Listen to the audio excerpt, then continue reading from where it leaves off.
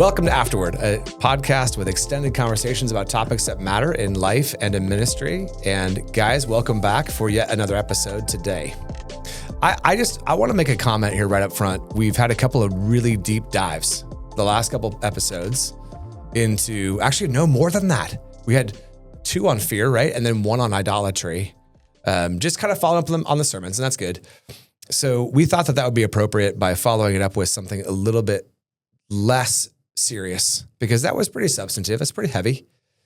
And Matt, you had an observation about something like a real banner thing that just happened. Was it yesterday?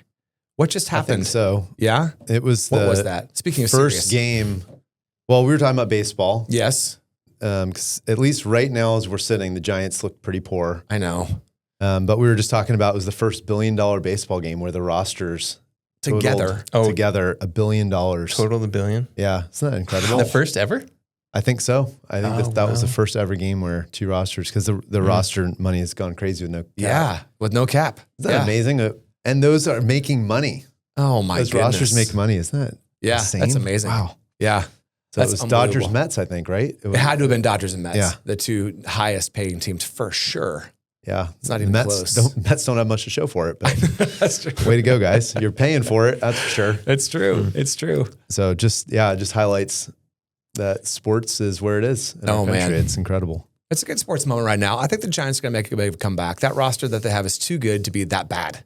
They're just not that bad.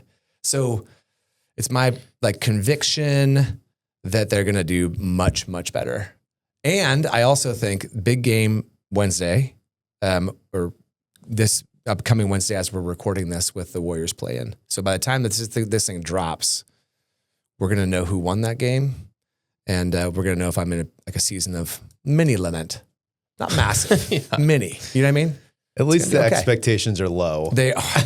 They're really low. When you're the 10 seed, it's a little bit of a different vibe than when the Warriors are just top seed and crushing it. I know. And even if they win that game, then they played still have to win Oklahoma City, and they're just going to get demolished. Yeah. Tough. It's a tough time to be a Bay Area sports fan, that's for sure. Is that what we're talking about today? I think we're just going to do a whole podcast on baseball. That wasn't on the list. I don't think so. I could. If you'd like to, we could turn this into a sports podcast. Oh boy. No problem. It might increase our listenership. Oh, man. Actually, what we thought we'd do is, in light of, I think, what has been a really, really cool season of ministry at the church, as a whole church, there's been a lot of outreach right now in the past, 3 weeks or so. A lot of different opportunities for the church to be involved in witnessing to the world. And some really, really amazing, praise the Lord for the Good Friday service, for Easter, really great worship services for the church and even for visitors to come in. And that was great weekend. Praise the Lord for that. So a heavy focus on worship and a heavy focus on witness. Awesome. But we thought it would be helpful on this podcast to talk about our third W as a church: worship, walk in love, and witness. So because it seems like you guys, we do need to bring this up from time to time. The whole walk in love aspect of our church, that's part of our mission of why we exist, is important. And it's important because I think in a church like ours, you can get lost, or you can stay on the sideline, or you can hide in the background, or you can just be on the peripheral, all the different phrases that we have for people who just don't engage in the life of the local church. And so that kind of center piece of walk in love is really, really mission critical, and we don't always talk about it. And so we thought it'd be helpful today to talk through what are we talking about when we're talking about as a church, what it means to walk in love. So this is a little bit more of a survey kind of thing, just kind of walking through, reminding people. But even if you're listening or watching and this isn't your local church at NorthCreek, there's still a lot here for you, just practically, to think about how you can engage in the life of your church, wherever the Lord has you. So when we say walk in love, what are we talking about, you guys? I mean, we can think biblically, we can think, we have a philosophy that drives this, so you guys can speak to it philosophically. How do you want to start by breaking this down? I think just generally speaking, we would want, just like any church, to break it down by helping people understand or reminding people that the importance of community and breaking down that big corporate worship service down into smaller groups so that you can be known, so that you can know other people, and you can exercise the one another's, as we say, loving other people and greeting other people and praying for one another and encouraging one another and all that. And that happens to a much greater degree at a smaller level. And even in Acts chapter 4, I think about that in terms of going to Scripture, where all the disciples are gathering to discuss what was preached and to devote themselves to prayer and to the breaking of bread and to fellowship and so forth. And so you have to imagine in the early church, they didn't have massive gatherings or buildings where they could all gather, and that's all that they did. They broke out into smaller groups, especially when their numbers were getting 3,000, 5,000. There's no way they're having all meeting in one convention center. So even from the early church, they're just breaking down the church into smaller groups so you can discuss the word, fellowship with one another, break bread in the sense of just living together and praying together. So every church does that differently. We have a particular philosophy here in how we try to achieve that, but the goal is to be biblical, even to that realm of knowing one another. And like I said, exercising the one another's. Mm-hmm. So, yeah, when you meet people that are new to our church, especially if they're coming from a smaller church background, it can be overwhelming, kind of come into our church and trying to get involved. And so for some people, depending on just how God's wired them, their personality, they might be go-getters, extroverted, just kind of able to hop in. And for others, it takes more thought and time and process to kind of get involved. But we would say biblically that there's a foundation of this. We're not just saying like, hey, you should get involved. Like there's a biblical value bidirectionally for you and for the church for you to be integrally involved in the life of the body. And I think a lot of it centers around the one another's. Mm-hmm. The one that comes to mind would be kind of the pinnacle would probably be from Hebrews 3, where it's talking about encouraging one another day after day, as long as it is still called today, so that none of you will be hardened by the deceitfulness of sin. Benefit to you, you're soft to Christ, being in with his people. And then we become partakers of Christ if we hold fast. Second benefit, you stick with it. You're persevering with assurance, firm until the end. So there's real value there. There's value to the church too, because you are an integral part. So many different examples of Scripture of word pictures of what it looks like to be a part of the church, but just being a part of the body or the bride, et cetera. Mm-hmm. So I think initially when you show up, though, you're probably a little more like, what's in it for me? Like, I think just naturally, like, all right, what are you going to do for me? And it takes a little while to start going like, okay, how can I serve others? And what does that look like? So we can maybe get practical on what that looks like, but that'd be at least philosophically where that's coming from. Yeah. Has our philosophy been the same since you've been here? Yeah, I think we always want to have a place where people can come to the church and quickly, if they're believers, right? But quickly have a place to belong, a community of saints. So, and that's born out of like our communion with Christ and our communion with his bride, like you mentioned. And so where is it that I can go and be a part of the communion or the community of the church? And so we've always structured the same philosophically.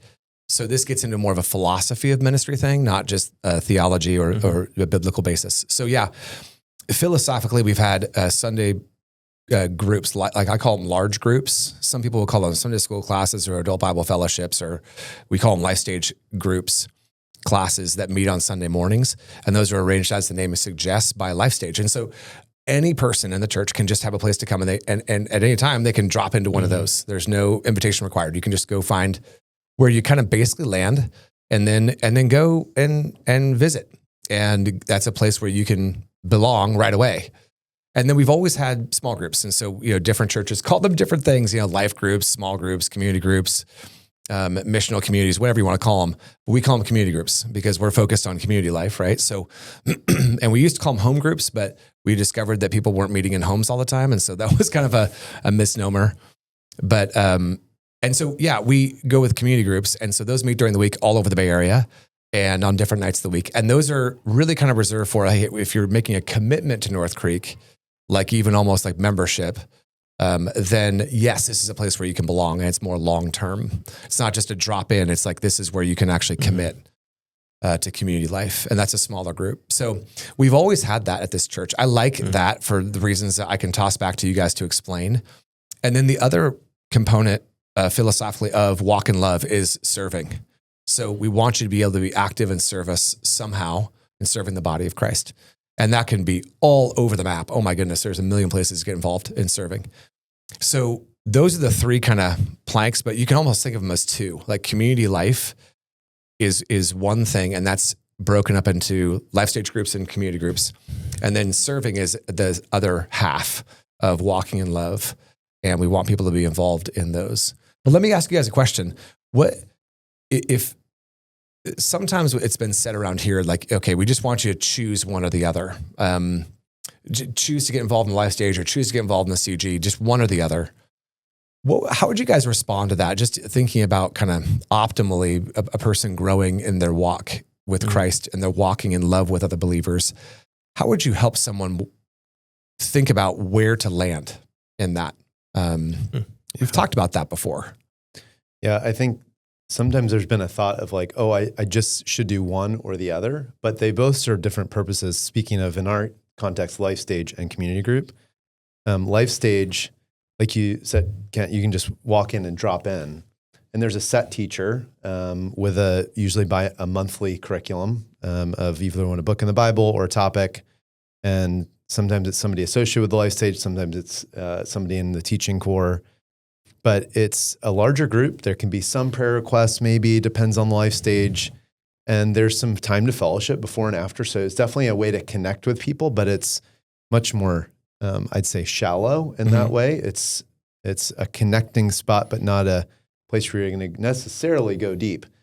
CG is closed, meaning you really should be in a CG because we put you in one. We know where you're at.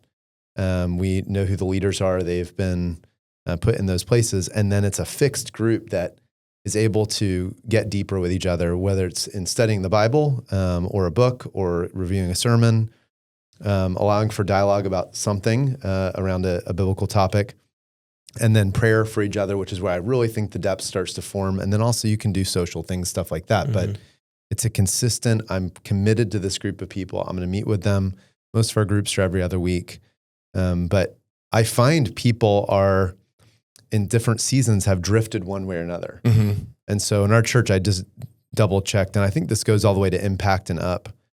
In our community groups, it has identified just in a quick search. So we have 860 people identified in a community group. So it's a large percentage of our congregation. Of our membership, 1,200 members. Has committed to this. And so I just bring that up. I mean, I shouldn't have said the number. I don't know. I want to make the point though. People have taken advantage of that depth. And I think pretty much probably the same level as life stage, especially if you're including interchange. We probably have about the same number of folks on a Sunday. But what we didn't say is I think there's value to both. So if you're in a season of life where you have the time and the capacity to do both, I think there's value to both. Yeah. To be known in both contexts. I would totally agree. I think they complement one another. If you think about the extremes, if you're only in the community group, which is small group, whatever your church has, and you're known, you're deep, it's great, but it's really fragile in the sense of one person moves or something happens and your world is kind of turned over. And so you're also, if that's all the people that you know, generally speaking, people would walk around on a Sunday or in any event and they would say hi and as a courtesy to other people, but they really kind of, I'm saving the good stuff for my group. And so you can kind of be almost intentionally shallow with everybody else because you're saving it for your small group. So that I'm saying is actually not that good. There's a benefit to going deep, but if that's all you have, then it changes how you interact with the rest of the church. Now, on the other hand, life stage too, the strength of that being wider, then now you're getting to know a lot more people. It's much more stable. People come and go. You're getting to know other people as best you can. Like you said, it's a little bit more shallow, but you're getting to know more of the body, not just 4, 5 couples or whatever it is. Yeah. So there's a strength there too. Because sometimes people will say, well, I don't need that many people. I got 3, 4 good friends or whatever. I don't need all those other people. What about those people? What about the people that just showed up to church and are looking to get plugged in? How else are you going to get to know them? And if I could insert a quick story, Haley and I, for a really short period of time, went to another church. And when we first went to that church, I knew only one other person, one other couple. Haley and I did. And so we would go to this church, similar size to ours, and we would look around. Do you see him? Nope, I don't see him. This is on a Sunday after church. Should we go home? Well, we could randomly go up and start talking to someone and just go introduce ourselves, but I don't really feel like doing that right now. Let's go home. And it only took a couple of Sundays of doing that. We're like, okay, this is ridiculous. We're showing up to the church and we're not talking to anybody. So as soon as we got into what would be equivalent of our life stage, then all of a sudden you start to know people. Church on a Sunday was way different. So I think there's a strength to that. And we eventually went deeper into a small group too, but it's until you experience all those that you recognize, oh my goodness, you're right. There are strengths to both. And if you can do both, then that is the full orbed experience or opportunity to be able to go back to exercising the one another's, knowing others and being known and encouraging one another. Yeah, for sure. I forget exactly how we've said it, so you guys can correct me, but a life stage is shallow but stable community, and a community group or CG is deep but fragile community. Mm-hmm. So by being engaged in both, which is what we would commend to people, you mitigate the weaknesses of each. And that really seems philosophically to be sound. I don't know if that's exactly how we still say it, but we have definitely seen that to be the case too, where we just stumble into our CG on Sunday night because it's on Sunday night. And so I'm just beat. It's always a blessing to be there though. I mean, it's always good. And then I remember when I could go to life stage, I can't now, but when I used to be able to go to life stage, it was great because you just got to know so many people. And so there's a blessing in that. In fact, actually, I think it was just recently I read an article. I can't remember if it was where it was online, I can't remember where it was, but about the blessing of shallow friendships in the body. Oh, I think I read that. Did you read that? It was the picture was of the shallow end of the pool. Yeah. And it's a compelling case for like, hey, throw some relational seed out there broadly in the church and just let your friendships be out there broader than just I'm only looking for depth, because it serves you well if God moves somebody on who you were a deep friend with. And so he had other reasons too. I thought that was a very helpful article, even for how it is we think philosophically about community life and the communion of the saints. So yeah, if you're at the church here and you've not committed to one or the other, and especially as a member, we want to strongly encourage you to like make a commitment to both. and so you don't just get stuck with the same 10 people in your CG. And those are the only people you know. That's a great story, Jeremy, about great. You know, one couple, man, you are in a sea of like just people you don't know then every time you come to church. Yeah. But if you do like kind of what Ecclesiastes says, this is not the right context, but scatter your bread on the water, right? Yeah. That isn't the right context, but if the image is sound, then you'll be surprised when you go see somebody who's standing in the lobby, standing with a bunch of his shallow friends, and you go walk over there and you say hi to him and you meet his three. And now all of a sudden, like the church is starting to feel like a family, right? Instead of a bunch of just people you don't know and strangers. Yeah. So it's great when you finally get there and you walk on campus, like, man, I'm now not just looking for my one or two friends, like you said. Like these are my brothers and sisters. I know a bunch of them, and it becomes your home. We have to constantly evaluate this in all of our engagement, because even with what we just described as a strength, that can be a weakness, or let me say it another way. Our church's philosophy can be a weakness in that you're only with people within your own life stage. Yeah. Right? So if you have a CG that's your people in your life stage, then you go to your life stage on a Sunday, then now all of a sudden your only group is your age. Yep.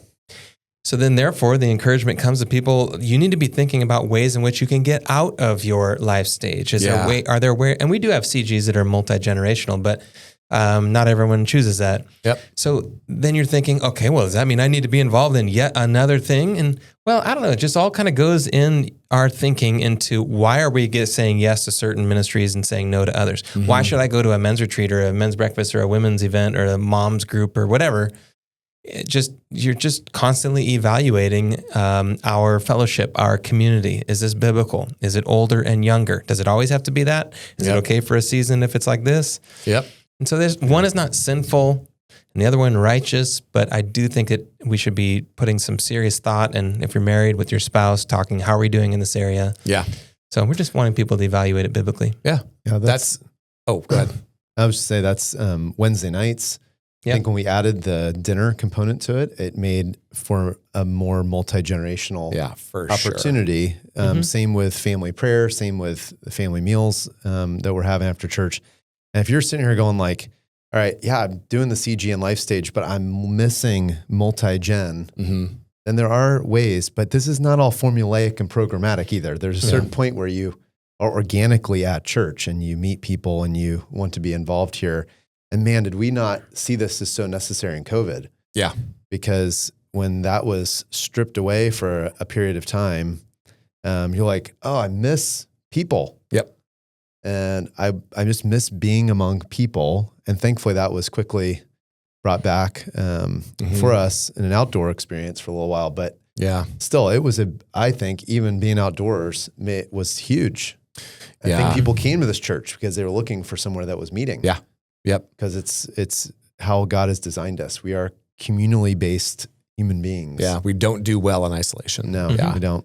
Well, and that philosophically I have said before, and again, you guys can correct me because I don't always think about these things, but we do ideally want brothers and sisters to be hanging out intra-generationally with their peers.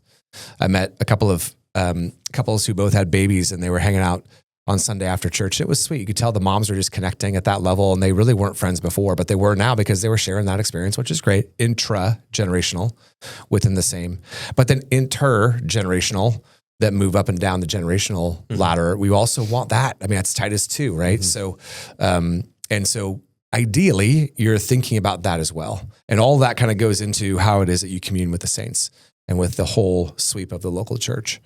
But still, we'd want to make sure that we push people as well. If that's all kind of in the community life side, CG and life stage, and then you could also throw in like men's and women's ministries into that, or one-to-one discipleship for the intergenerational. Then how do we think about service? Like what we come across people sometimes who'll say like, I'm serving, so I'm good with, walking in love. I that's what I do. I just serve. How do we help people think about, or the opposite, like they're in CG, they go to life stations, so they don't serve. That's their service. How do we help people think about that kind of thing? Just briefly. Yeah. Do you have something?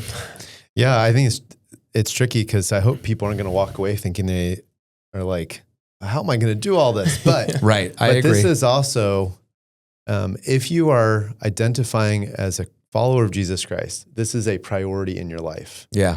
So it should be thought of, and you should be having intentional conversation with your spouse or with somebody. Go like, hey, how am I doing being involved in the church? But someone who is just serving and is not fellowshipping, service can have a component of fellowship, but constantly pouring out and never kind of bringing it in. This can happen on our staff too. Yep. Just needs to be aware of that and go like, wait a second. All right. And that's why we encourage our staff to do CG and be involved in late stages and other things. We see that. We need that. Yeah. So if you are a server, you also need to think like, hey, okay, how am I being fed though too? And how am I making sure I'm connected with people and not just the one that's serving and looked at as the leader? Okay, on that point, the leader aspect, if you're only ever leading and you don't have anyone in your life, or then you don't have anyone in your life that's really willing to check you because they're all kind of under you. So if you're like, oh man, I don't have time for these other aspects because all I'm doing is leading everywhere I go. So really, you're going to lead these people and they're going to be the ones to check you? That would be rare. That might still happen, but I think that would be a danger of just for leadership anyways. But that would just be one aspect of it too. We've talked about this before when someone can't do life stage CG and like it just can't do all of it in this phase of life. All right. But it doesn't mean that you're in sin per se.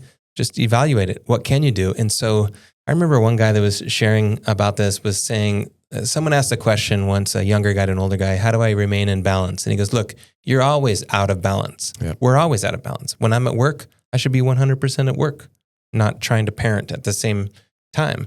And so, okay, that's my time for work. And then I come home, I should really work on turning off work. And so that I can focus on home. And so in this particular case, there are seasons of life. I don't mean day by day necessarily, but there are seasons in life where you're like, okay, I need to ramp up my service. I have not been doing much. And then other times like, I need to say no to some things so that I can just sit back and be fed or get to know other people. So I do think that just the constant evaluation of how am I doing in these areas might make it shift by season. And maybe for a season, you can do all of them. But the point is to be trying to be as biblical and faithful as we can, no matter what season we're in, and be willing to adjust. Yeah. Yeah. Yeah, I totally agree with that. I had a seminary professor who used to say, like, all of my roles and responsibilities in his life, they're not prioritized. Like I'm a worshiper, I'm a dad, I'm a husband, I'm a dad. He ranked them all, that kind of ranking system. He just said, no, I'm committed to all these things. All of them are under the lordship of Christ, all of them. So I'm not going to be a follower of God first. That's everything I am. So he said he would put all of his roles out on the table, and different ones would receive emphasis at different times of life. Mm-hmm. And so he would tell his kids over the dinner table, like, hey, Dad's going to go away. I gotta take a ministry trip, and I'm going to be all in there. So this role right now is major for me. Would you please pray for me and help me to be faithful with your prayer in my ministry? And then when I get back, let's go do something fun. Because in this role at home comes back into the forefront. And so he would kind of present life that way. The roles are kind of coming and going, and they all deserve emphasis in different ways at different times. Obviously, it's not a perfect model because there are priorities, but I thought that was a helpful way to look at life, where it's not just like I'm 1, 2, and 3 all the time, but yeah, things shift around. Mm-hmm. And so, yeah, it's just good, guys. It's good to think about walking in love and just to be reminded of the basics. I think sometimes we can take our eye off the ball, and then we get so caught up in life. It's so busy, so full, and we can forget the simplicity of like, whoa, time out. Let's make sure we're giving attention to the basics. How are you serving? How are you engaged in the communion of the saints? That's how you can make sure that you're loving the Lord by loving his people well, right? Which is kind of what we're trying to say with walk in love. This is a way you can love the Lord well by just loving his people well. And if you're just, there's a simple expression of that, then man, praise the Lord for the strength that God's given to you in that way to be faithful. I mean, right? Isn't that kind of what we're after here? Yeah. Mm-hmm. And then you'll find that enlivening your worship and enlivening your witness too, because it really does connect to the other two as well. So yeah, it's good, you guys. I know that if you had questions about this, I do want to toss out one thing right away. And we have a GFG coming up here at some point in the near future. And so I think we're going to take some questions at that time. I can't remember if we're doing that. And so I just don't say this often enough on this podcast, but if you have any questions about something that you're hearing here or seeing, it's not bad to toss a question or your questions to the church office. There's info@northcreek.org email, and we would want you to submit that question. If you have a question maybe about like, man, how do I do that for myself? Or what does that look like in my life? Just want to remind you that there's always help available in that way. And to get clarity on how some of this might even apply to your own life. So was reminded of that recently, just as our people are engaging with this at any level, like, man, okay, if you want to follow up, you can. Maybe not with us, but maybe with someone who's in ministry that you want to be a part of. And in that way, make sure we're serving people well. So guys, thank you. Any ideas of like, they could offer book ideas because I'm like a prolific writer. Yes. So yes, if they wanted to make any suggestions there. Mm-hmm. Yeah. Make sure that for sure do that. Matt needs to be onto a new project. So. Oh my goodness. Matt's almost buried by it. Yeah. First edition copies, not hardback. Well, guys, thanks so much for that. Appreciate it. Hopefully that's some encouragement to the people who are listening or watching in. Join us next time for our next episode of Afterword, a podcast with extended conversations about topics that matter in life and in ministry.